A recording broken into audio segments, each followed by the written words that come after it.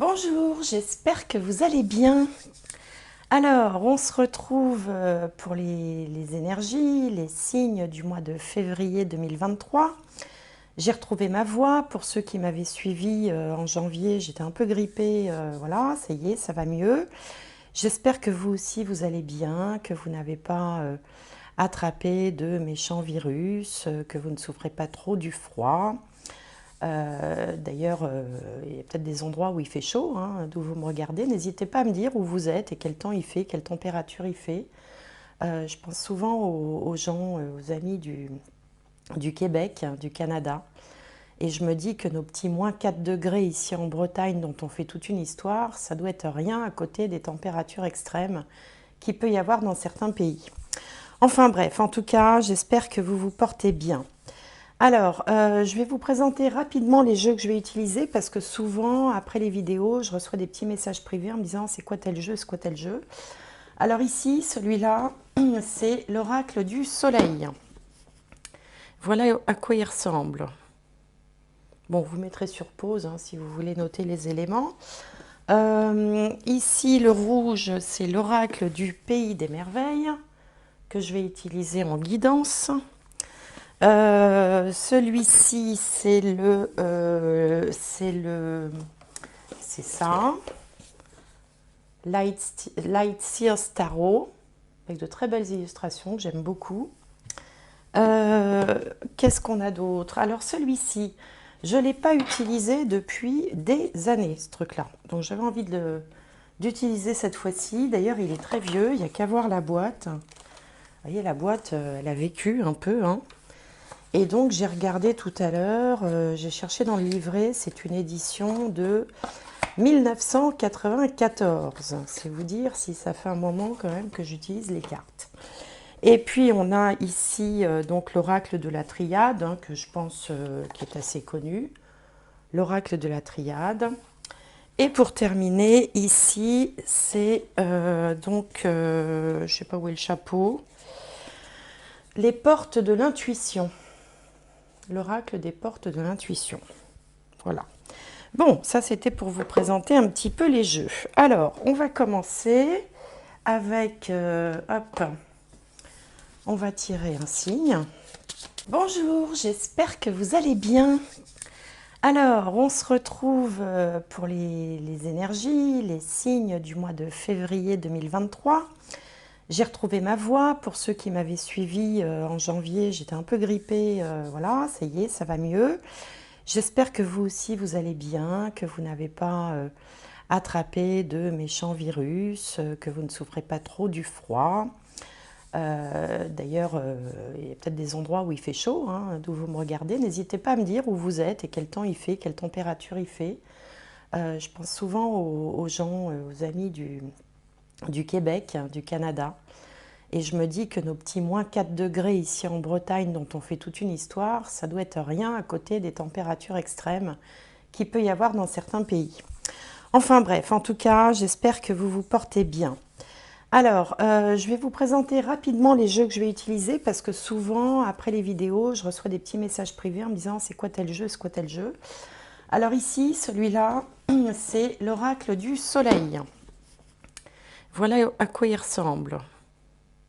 Bon, vous mettrez sur pause hein, si vous voulez noter les éléments. Ici, le rouge, c'est l'oracle du pays des merveilles que je vais utiliser en guidance. Celui-ci, c'est ça, Light Sears Tarot, avec de très belles illustrations que j'aime beaucoup.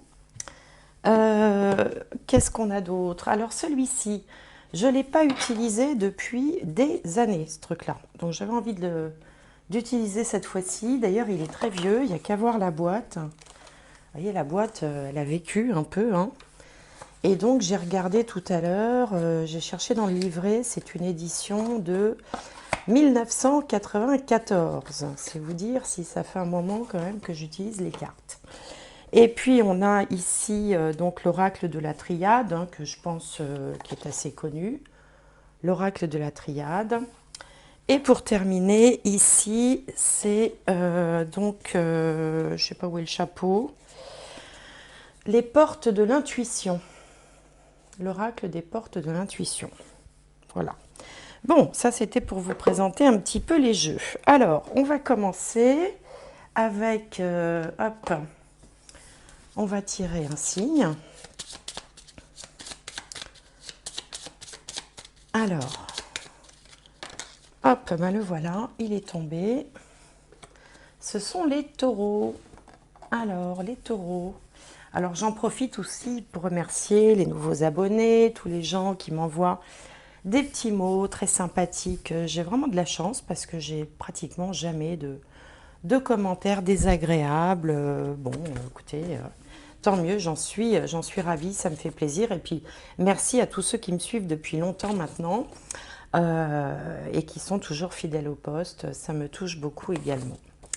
Alors, les taureaux, qu'est-ce que je vous avais dit en janvier? En janvier, je vous parlais d'une parenthèse de douceur. Ah oui, je me souviens, il y avait beaucoup de douceur. Il y avait le miel et le lait, je crois. Enfin, il y avait un petit côté comme ça, cocon. Alors, on va voir en février ce que vous réservent les énergies. Alors, je vais commencer donc par l'oracle du pays des merveilles. Allez, une carte pour les taureaux pour février 2023. Hop, j'aime bien quand ça saute comme ça. Alors, suivez vos propres conseils. Ayez confiance en vous, vous savez ce qui vous convient. Bon, ben voilà. Ayez confiance en vous, suivez vos propres conseils. Alors peut-être que vous êtes dans une situation où vous interrogez, bon, ça arrive à tout le monde, tous les jours, que vous demandez des conseils aux uns aux autres, qui ne sont peut-être pas tous les mêmes, que finalement vous finissez par plus savoir où vous en êtes. Et donc ce que ça vous dit ici aussi, c'est de vous fier à votre intuition. Vous faire confiance en vous, vous faire confiance, bon c'est une chose, mais aussi suivre son intuition, sa petite voix. Parce que finalement, vous seul savez exactement ce qui est bon pour vous. Voyez, c'est pour ça qu'on vous dit, vous savez ce qui vous convient. Alors, on va demander au tarot un message complémentaire. Alors, pour les taureaux, pour le mois de février 2023. Alors, hop, la voilà. Ici, on a le 3 de Pentacle. Alors, le 3 de Pentacle fait référence au travail en équipe, au fait de se mettre à plusieurs pour réaliser un projet, pour mener un projet à bien, à son terme. Ça peut inviter aussi à se réunir pour justement comparer les idées, confronter les points de vue, peut-être établir un plan, répartir les tâches. C'est vraiment cette idée de travailler à plusieurs. Et là, c'est quelque chose qui, en fait, est également positif, puisque il y a un proverbe qui dit que seul on va plus vite et ensemble on va plus loin. Vous voyez, ce genre, ou si c'est pas le contraire, d'ailleurs, je ne sais plus. Enfin bref, il y a cette idée que quand même être à plusieurs, ça apporte quelque chose. Alors, vous voyez, là, il y a un peu quand même on sent quand même comment on dit, une contradiction, puisque ici on vous dit suivez vos propres conseils, et puis là on vous conseille le travail en équipe. Donc justement, peut-être que l'idée c'est d'arriver à combiner les deux harmonieusement. On ne peut pas être tout le temps tout seul et sans n'en référer qu'à soi. Et puis on ne peut pas non plus complètement se laisser emporter par une équipe. Vous voyez, il faut arriver quand même à trouver le bon compromis entre les deux. Bon, enfin en tout cas, moi c'est ce qui me vient quand je vois ces deux cartes. Alors, je vais prendre l'oracle du soleil et puis on va essayer d'en savoir plus. Alors ça peut s'appliquer à tous les domaines, hein, pas forcément le domaine professionnel. Hein.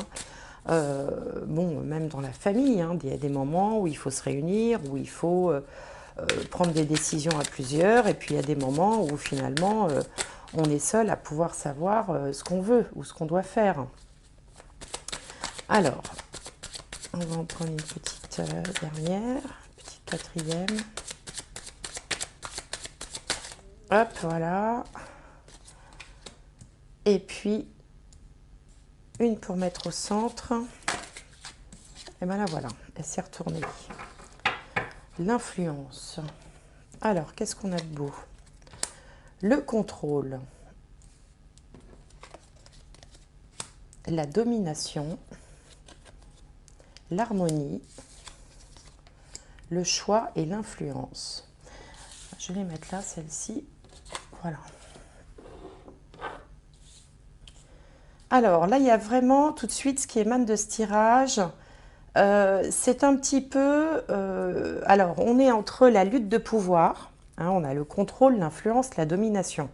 Donc là, il y a clairement une idée quand même de vouloir mener les choses, garder le contrôle et puis finalement avoir le pouvoir. Mais en même temps, on a deux cartes, c'est un peu comme ici, hein, on a deux cartes qui sont un peu contradictoires. En haut, on a l'harmonie, belle carte du soleil, et en bas, on a le choix. Donc, ça vient bien, je trouve, confirmer déjà ce qu'annonçaient les deux premières cartes de guidance, c'est qu'en fait, dans ce mois de février, alors vous avez le contrôle, hein, le contrôle est positionné sur vous. Mais en face, on a la domination. Donc, il peut y avoir comme ça une petite rivalité, une petite tension. Vous pouvez vouloir être deux à vouloir faire la même chose, par exemple.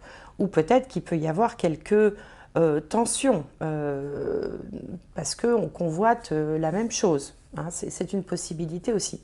On n'est pas forcément dans le conflit ouvert. On est comme ça dans ces petits jeux de pouvoir, vous savez, qu'on a au quotidien, au travail ou à la maison ou en famille, où on se dit non, là si je le laisse faire ça, là c'est pas possible, je pourrais plus ensuite faire ça. Vous voyez, ces petits réglages finalement, ces petits jeux de pouvoir qu'on peut retrouver un petit peu partout, enfin chacune d'entre nous dans la vie quotidienne. La bonne chose ici, c'est ce qui domine en fait ces petites tensions, si vous voulez, c'est l'harmonie, avec ce beau soleil qui brille. Donc ça n'amènera pas à des conflits, ça n'amènera pas à des disputes, à des ruptures. Non, on va finalement, au bout du compte, être en recherche d'harmonie. On va aussi se positionner avec la carte du choix, c'est-à-dire qu'à un moment donné, c'est pour ça aussi qu'on avait le travail en équipe, il va être bon de se réunir et de se dire, bon, qu'est-ce qu'on fait? Moi, je propose de faire ci et toi, tu fais ça, ou on répartit les rôles, on répartit les tâches, on répartit les choses de sorte à préserver l'harmonie et le bon fonctionnement de la famille, du travail, du couple, de l'éducation des enfants. Après, on peut le mettre un petit peu, on peut retrouver ça un peu dans tous les domaines. Mais malgré tout, on va quand même à la fin, avec l'influence, Mercure en balance, on va quand même... Une fois les tâches réparties, on gardera quand même un œil sur ce que font les autres. Hein.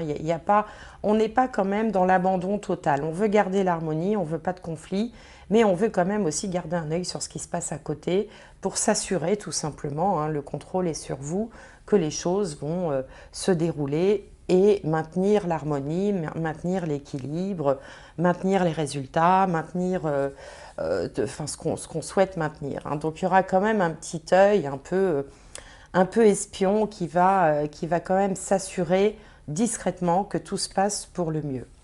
Alors, je vais recouvrir avec donc le fameux tarot de 1994, là, Osho Zen, le tarot Zen, qui existe, hein, qui est toujours, je crois qu'il est toujours en vente, hein, ce tarot-là. Le mien est un peu vintage, on va dire. Alors, je ne l'ai pas souvent utilisé, hein, donc on va voir comment il parle. Et on va recouvrir les 5 cartes. Hop. Alors, le contrôle, la domination, l'harmonie, le choix et l'influence.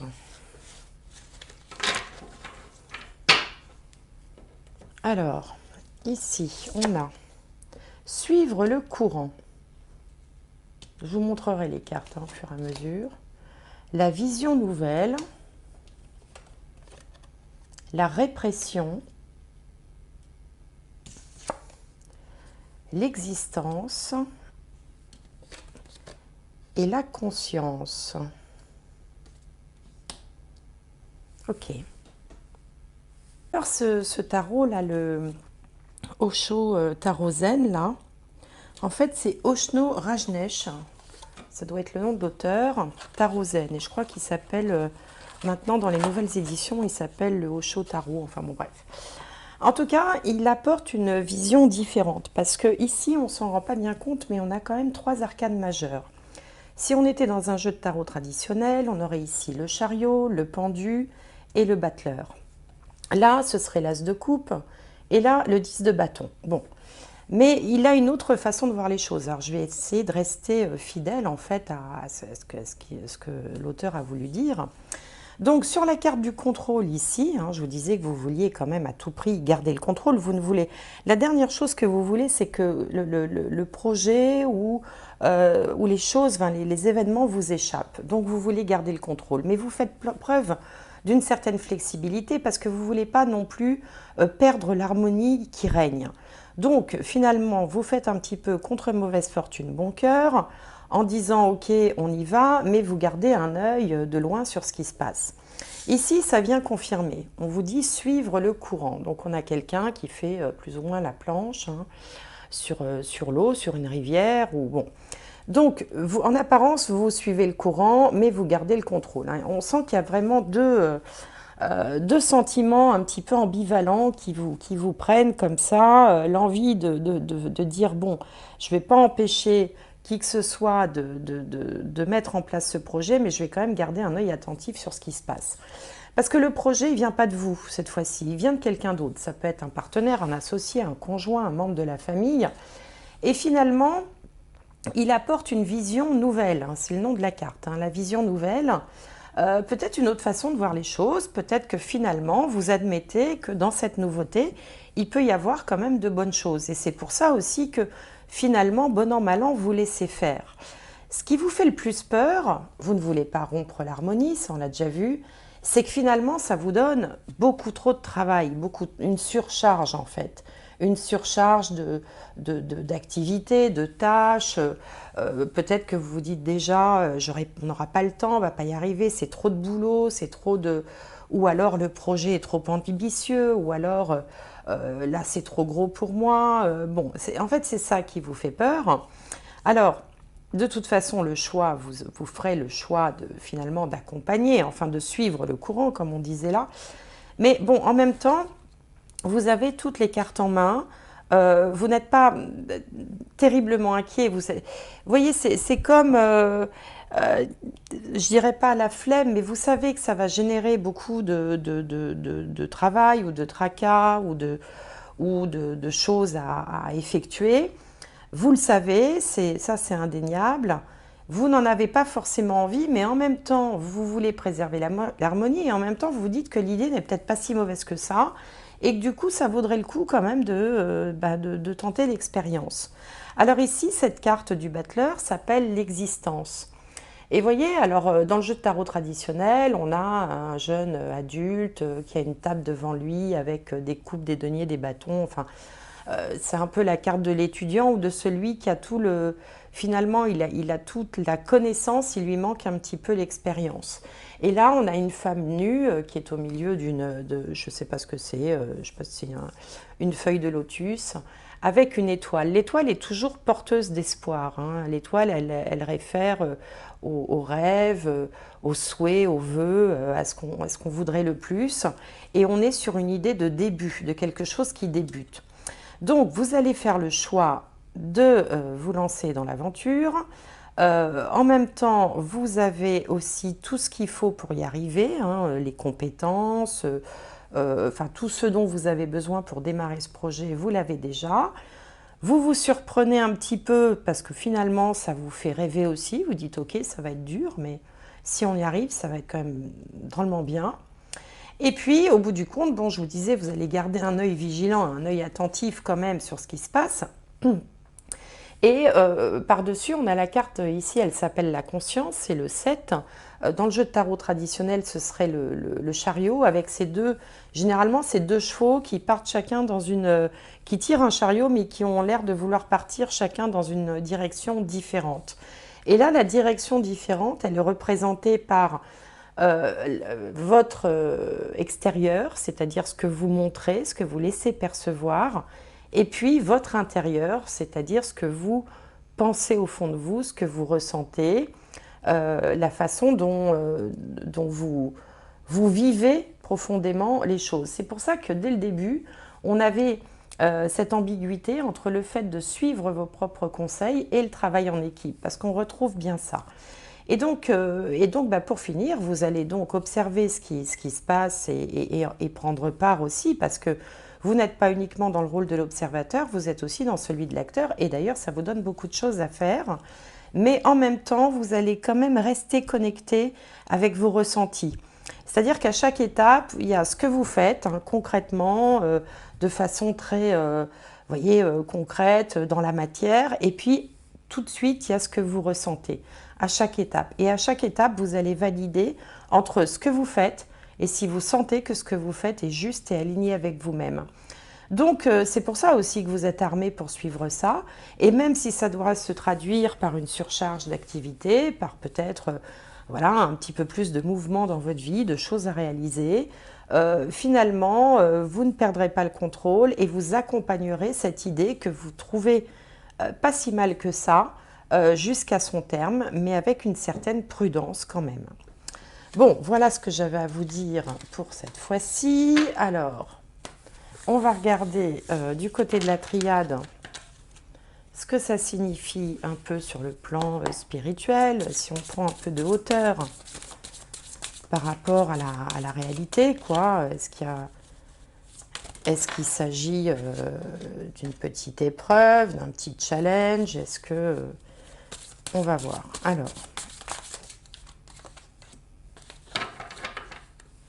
Alors, que nous dit la triade? Le soleil, la bénédiction et la foudre. Alors, eh bien, en fait, ce qui vous préoccupe, finalement, c'est que ça arrive un petit peu d'un coup. Vous aimez bien, quand même, Taureau, vous êtes un signe solide, hein, bien ancré, quand même, dans la matière. Alors, il y a aussi beaucoup de... chez le Taureau, il y a aussi un côté esthète, qui aime les bonnes choses, qui aime aussi ce qui est beau, hein, tout ça, mais bon, à condition quand même que l'essentiel soit préservé, l'essentiel concret. Et là, en fait, eh bien, on vous dit que tout va bien, puisque la lumière, c'est l'une des plus belles cartes du jeu, la bénédiction, avec cette main comme ça qui vous bénit. Mais alors, la seule chose qui vous embête un petit peu, c'est que ça arrive comme ça, un petit peu brusquement, et que du coup, bah, c'était pas planifié, voilà, ça perturbe un petit peu les habitudes. Mais enfin, il n'y a rien de dangereux là-dedans. Il y a juste que peut-être ça va trop vite pour vous. C'est peut-être ça aussi, hein. Le fait que ça aille un petit peu trop vite pour vous. Et comme ça va trop vite, du coup, vous avez besoin quand même de vous reconnecter à vous-même, à votre intuition, pour avoir une validation. Alors, je vais juste prendre une carte. Alors, le sacrifice, alors ça c'est par rapport au surcroît de travail, de travail ou d'activité ou d'énergie que ça va déployer, devoir déployer. Ici, il y a quand même la tentation, ça vous fait bien envie. Vous avez également, ça fait partie finalement, ça vous fait envie, en même temps, vous observez beaucoup, on retrouve cette idée quand même de méfiance un petit peu, mais vous savez aussi que vous devez en passer par là. Puis je vais en tirer une dernière. L'homme. Bon. Alors pour certains aussi, ça peut être, je n'ai pas évoqué ça, mais ça peut être aussi un coup de foudre hein, qui arrive alors qu'on ne s'y attend pas, qui vient tout chambouler, qui vient tout remettre en question. Et donc forcément, ça crée des perturbations. C'est nouveau, ça crée des perturbations. Pourquoi pas? Pour d'autres, ça peut vous représenter, si vous êtes un homme, et puis ça peut aussi représenter tout simplement un homme de votre entourage qui vous entraîne comme ça dans son projet, dans sa passion. Et au début, vous freinez un petit peu des cas de fer pour finalement vous laisser porter quand même parce que vous vous dites que quelque part, ça en vaut la peine. Alors, une dernière carte. Un dernier conseil. Que voilà. L'attente. Vouloir les choses intensément et sans impatience, c'est la clé de votre réussite. Vouloir les choses intensément et sans impatience, c'est la clé de votre réussite. Alors, c'est marrant parce que ce conseil, on dirait qu'il s'adresse plutôt à la personne qui est en face de vous et qui veut que les choses aillent vite qu'à vous-même. Mais peut-être que quelque part, l'univers vous dit, vous avez raison de freiner un tout petit peu les choses, d'éviter un emballement. Il y a peut-être quelqu'un autour de vous qui veut peut-être aller un petit peu trop vite, même si le projet en vaut la peine. Et donc, ici, le conseil, c'est effectivement de dire que vous avez adopté la bonne attitude en apportant peut-être l'élément raisonnable du projet. Hein, en étant l'élément raisonnable du projet, plus construit, plus mature et plus sage. Voilà, amis taureaux, bah, écoutez, j'espère que cette guidance vous aura plu. N'hésitez pas à mettre des petits pouces, hein, ça aide la chaîne, à vérifier vos abonnements aussi parce que, je ne sais pas, il y a des gens qui se retrouvent désabonnés tout seuls sans qu'ils n'aient rien fait. Et puis, je vous invite également à aller faire un petit tour sur ma chaîne qui est toute nouvelle, là, qui s'appelle Un autre regard sur by Gwenola. Et là, dernièrement, j'y ai mis une vidéo sur le secret de Fatima. Voilà, donc si ça vous intéresse, allez y faire un tour, ça me fera plaisir. Je vous souhaite un excellent mois de février, portez-vous bien et à bientôt.